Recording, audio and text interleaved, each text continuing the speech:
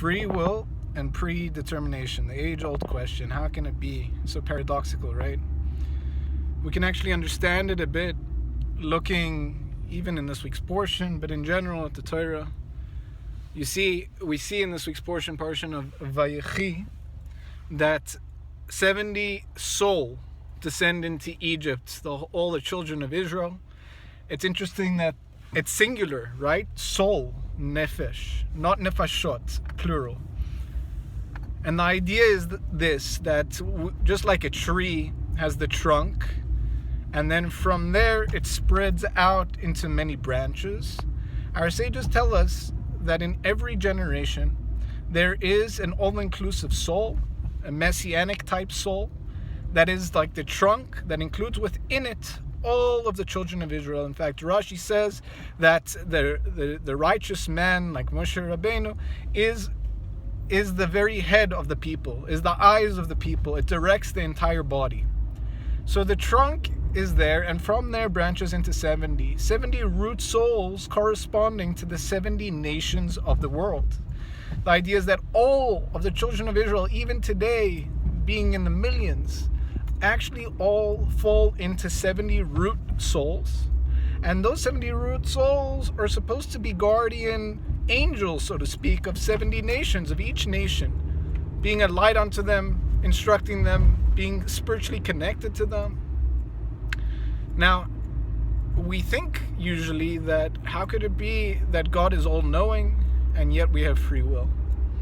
The truth is that our sages tell us that a tzaddik, a righteous man, like the one that's the trunk, like Abraham in his generation, or Isaac in his generation, or Jacob in his generation, these individuals have the power vested in them by God to make decrees, and Hashem just says okay to what they decree. So if we're walking down the train of thought that God is in control of everything and we have no say, then how can it be then that we have a straight statement from the sages that the tzaddikim have the power to make a decree even above God, so to speak? And if we say that every one of us is connected to the tzaddik, in fact, in the deepest parts of ourselves, we are tzaddikim, every Jew, that means that if we realize our fullest potential, we too have the ability to make a decree, and God says, okay. And there are countless stories of this, of righteous individuals that made decrees that were outside seemingly of the will of God.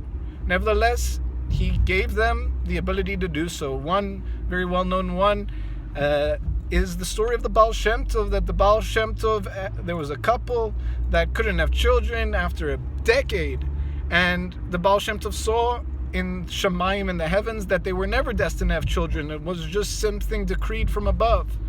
And nevertheless, eventually he's put in a certain situation, and he indeed does bless them that they should have children. And in that moment, a bas kol, a heavenly voice, comes from above and says, Israel Baal Shem Tov, because you went and made a decree that wasn't in the cards according to the heavens, you have just lost your chelik in the olam haba. You've lost your portion in the world to come. And at that moment, the Baal Shem Tov got very upset for a moment. But then a moment later, he was ecstatic, jumping with joy. And he explained later what exactly had happened. How in that moment he had lost his portion in the world to come. And at first he was downtrodden by this. But then he realized now he can certainly, for the first time in his life, truly serve the Creator with no ulterior motives, because he had lost any reward that he had coming. And as a result, he could never get that reward of the world to come. Now he could serve God without any ulterior motives, without any worry that his mitzvahs are solely because he wants to receive a reward in the world to come.